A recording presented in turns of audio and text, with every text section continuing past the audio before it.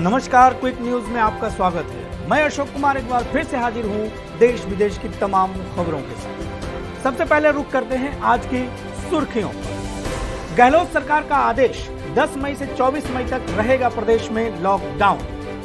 लखनऊ में बढ़ाई गई धारा 144 की अवधि 5 जून तक रहेगी लागू। नागपुर से हैदराबाद जा रही एयर एम्बुलेंस का टायर गिरा, मुंबई में इमरजेंसी लैंडिंग। महाराष्ट्र में कोरोना का प्रकोप, 24 घंटों में 62,194 नए मामले, 853 लोगों की जानें गई। उत्तराखंड में 24 घंटों में कोरोना के 8,517 नए मामले, 151 लोगों की मौत। भुवनेश्वर में सीआरपीएफ के डीआईजी एसके पार्क का कोरोना से निधन। ऑपरेशन एम्बुलेंस, दिल्ली सरकार ने तय की किराए की दर, 10 किलोमीटर के लिए अधिकतम 1,500 रुपए। दिल्ली में 24 घंटों में कोरोना के 19,133 नए मामले, 335 लोगों की गई जान। यूपी के पूर्व विधायक विनोद कुमार सिंह का कोविड-19 से निधन। कर्नाटक हाईकोर्ट ने ऑक्सीजन की मांग और पूर्ति की समीक्षा के लिए दिए थे निर्देश, सुप्रीम कोर्ट ने बताया सही। मुंबई में राष्ट्रीय फिल्म फेयर पुरस्कार विजेता संगीतकार बनराज भाटिया का 93 साल की उम्र में निधन। सीजेआई कल वीडियो कॉन्फ्रेंसिंग करेंगे, हर हाई कोर्ट के चीफ जस्टिस होंगे शामिल। बंगाल में चुनाव बाद हिंसा का आकलन करने कोलकाता पहुंची एमएचए की टीम। सुप्रीम कोर्ट के पूर्व न्यायाधीश एमवाई इकबाल का निधन। शेयर बाजार में तेजी, सेंसेक्स 220 अंकों की उछाल के साथ खुला। वरिष्ठ पत्रकार शेष नारायण सिंह का कोरोना से निधन, नोएडा के अस्पताल में चल रहा था उनका इलाज। यूपी में 45 साल के ऊपर के नागरिकों के लिए पहले डोज के वैक्सीनेशन ऑनलाइन पंजीकरण के बाद ही होंगे। बीते 24 घंटों में पूरे देश भर में कुल 18,26,490 कोविड टेस्ट किए गए। आईसीएमआर। रायबरेली की सलोन विधानसभा सीट से बीजेपी विधायक दल बहादुर कोरी का कोरोना से निधन। स्वामी चिन्मयानंद के 105वें जन्म दिवस पर मोदी चिन्मय चैनल पर टॉक्स ऑन गीता का उद्घाटन करें।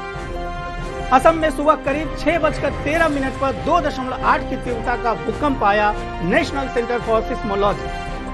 भारत में फंसे ऑस्ट्रेलियाई नागरिकों को 15 मई से आने की अनुमति, पीएम स्कॉट मॉरिसन। हिमाचल में सीएम जयराम ठाकुर ने लॉन्च किया कोविड हेल्पलाइन नंबर, संपर्क के लिए करना होगा 1100 डायल। नीदरलैंड के 449 वेंटिलेटर, 100 ऑक्सीजन कंसंट्रेटर और अन्य मेडिकल उपकरण लेकर भारत पहुंचा विमान। असम के डिब्रूगढ़ में जालोनी चाय स्टेट बंद, 133 लोग मिले थे कोरोना पॉजिटिव। बंगाल के टीएमसी नेता रिजू दत्ता ने एक्ट्रेस कंगना रनौत के खिलाफ दर्ज कराई एफआईआर। वाराणसी के बीएचयू अस्पताल के एमएस ने दिया इस्तीफा, कोरोना मरीजों की शिकायत और लापरवाही बनी बड़ी वजह। भारतीय वायुसेना के C-17 विमान ने बैंकॉक से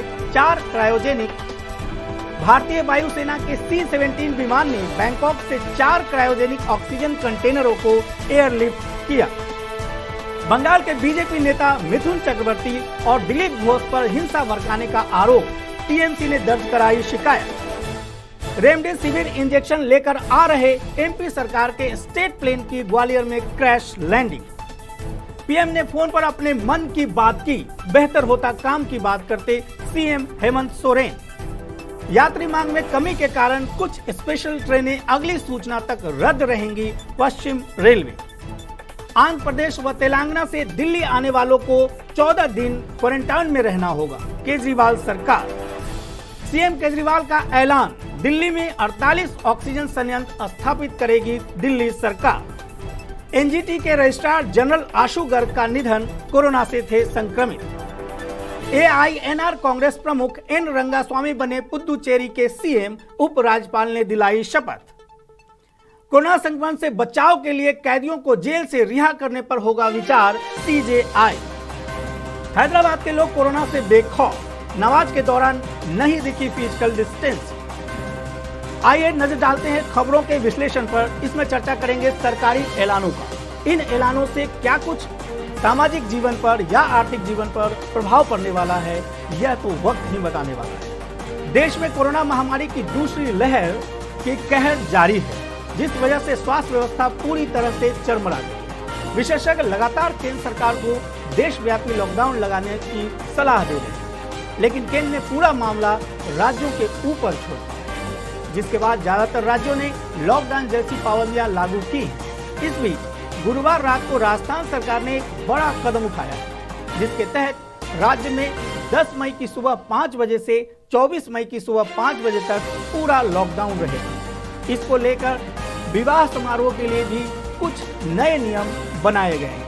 विवाह से संबंधित किसी तरह के समारोह जैसे डीजे, बारात, प्रीति भोज आदि की अनुमति 31 मई तक नहीं होगी। आइए नजर डालते हैं अगले ऐलान पर। नई दिल्ली के मुख्यमंत्री अरविंद केजरीवाल ने गुरुवार को कहा कि दिल्ली सरकार जीवन रक्षक गैस की कमी को दूर करने के लिए राष्ट्रीय राजधानी में 48 ऑक्सीजन संयंत्र लगाएगी, जिनमें फ्रांस से आयात किए जा रहे 21 संयंत्र भी शामिल हैं। केजरीवाल ने सत्यवादी राजा हरिश्चंद्र अस्पताल में एक नए ऑक्सीजन संयंत्र की स्थापना का निरीक्षण भी किया। उन्होंने कहा कि संयंत्र 330 लीटर ऑक्सीजन पैदा कर सकता है, जिससे 50 से 60 सिलेंडर भरे जा सकते हैं और अगर इसका सीधे इस्तेमाल किया जाए तो 33 मरीजों का 24 घंटे इलाज किया जा सकता है। इससे 200 बिस्तरों वाले अस्पताल को मदद मिलेगी। अगली खबर पर नजर डालते हैं जो जुड़ी हुई है कोरोना वायरस से। क्या कुछ घट रहा है देश में कोरोना संक्रमण के बाद, या कोरोना संक्रमण की वजह से देश की क्या स्थिति है, क्यों हाहाकार इतना मचा है इस कोरोना वायरस से, इस पर चर्चा करने की जरूरत है। आइए चर्चा करते हैं विश्लेषण। देश में कोरोना वायरस की दूसरी लहर के दौरान सामने आने वाले दैनिक मामले हर दिन एक नया रिकॉर्ड बना रहे हैं। लगातार दूसरे दिन कोरोना के 4 लाख दैनिक मामले दर्ज किए गए।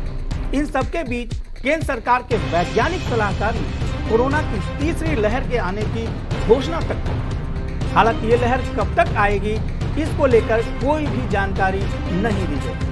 वहीं जम्मू कश्मीर के राजौरी में एक सरकारी मेडिकल कॉलेज में ऑक्सीजन कंसंट्रेटर प्लांट भी लगाया गया। हैदराबाद में लोग कोरोना से अभी भी नहीं डर रहे हैं, यहाँ तक कि कई लोग नमाज पढ़ते समय सोशल डिस्टेंसिंग करना भूल गए हैं। अगली खबर पर नजर डालते हैं जो कोरोना से जुड़ी हुई है। ममता बनर्जी ने क्या कुछ मांग की है केंद्र सरकार से, इसकी चर्चा करेंगे। पीएम मोदी से 550 मीट्रिक टन ऑक्सीजन की मांग की है ममता बनर्जी। पश्चिम बंगाल की मुख्यमंत्री ममता बनर्जी ने प्रधानमंत्री मोदी को मेडिकल ऑक्सीजन की सप्लाई के लिए एक पत्र लिखा। मुख्यमंत्री ममता बनर्जी ने 550 मीट्रिक टन ऑक्सीजन की सहायता की मांग की है। अगली खबर पर नजर डालते हैं जो जुड़ी हुई है शिक्षा जगत से। कुछ बोर्डों ने कुछ परीक्षाएं स्थगित कर दी हैं तो कुछ को रद्द भी कर दिया। कोरोना वायरस के बढ़ते हुए मामलों को देखते हुए सीबीएसई बोर्ड की 10वीं कक्षा की परीक्षा जुलाई तक के लिए स्थगित हो सकती है। केंद्रीय माध्यमिक शिक्षा बोर्ड पहले ही 12वीं की परीक्षा स्थगित और 10वीं की परीक्षा रद्द कर दी। हालांकि सीबीएसई की तरफ से अभी 12वीं कक्षा की परीक्षा की तारीख की घोषणा नहीं हुई। कई रिपोर्ट्स में कहा जा रहा है कि एक बार फिर से सीबीएसई 12वीं कक्षा की परीक्षा को जुलाई तक के लिए स्थगित कर सकता है और जुलाई के बाद ही अब 12वीं कक्षा की परीक्षा का आयोजन होगा। हालांकि अभी तक बोर्ड की तरफ से इसकी कोई भी पुष्टि नहीं की गई है। अगली खबर जुड़ी हुई है ज्ञान विज्ञान से। क्या कुछ है ज्ञान विज्ञान के अंदर, आइए चर्चा करते हैं उस विषय पर। कोविड-19 के साथ साथ विश्व एक और महामारी से भी लड़ रहा है। World is fighting with infodemic. संयुक्त राष्ट्र संघ के महासचिव एंटोनियो गुटेरेस के मुताबिक हमारा साझा दुश्मन कोविड-19 है, लेकिन दुष्प्रचार के माध्यम से जो इंफोडेमिक फैला है वह भी दुश्मन है। आज संपूर्ण विश्व कोरोना वायरस के दुष्चक्र में फंसा हुआ है। भारत भी कोरोना महामारी की दूसरी घातक लहर का सामना कर रहा है। चिंता की बात यह है कि इस समय कोरोना के हर दिन आने वाले नए मामलों में भारत सबसे संक्रमण की व्यापकता के आगे हमारी सारी तैयारियां नाकाफी साबित हो रही हैं। भारत को इस दुष्चक्र से निकालने और हालात को काबू में करने के लिए असाधारण कदमों और उपायों की जरूरत है। वायरस से उभरे कोविड-19 महामारी के साथ साथ भारत सहित पूरी दुनिया एक और महामारी से जूझ रही, जिसे इंफोडेमिक या सूचना महामारी कहा जाता है।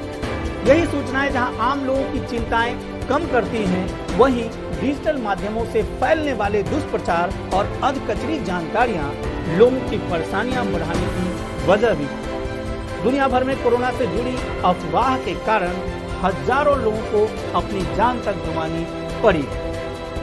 आइए एक नजर डालते हैं कमोडिटी बाजार। क्या कुछ घट रहा है बाजारों में, क्या कम हो रहा है या क्या बढ़ रहा है, किसकी कीमतें घट रही हैं या बढ़ रही हैं, इस पर एक चर्चा करते हैं। सोने में चमक देखने को मिल रही है।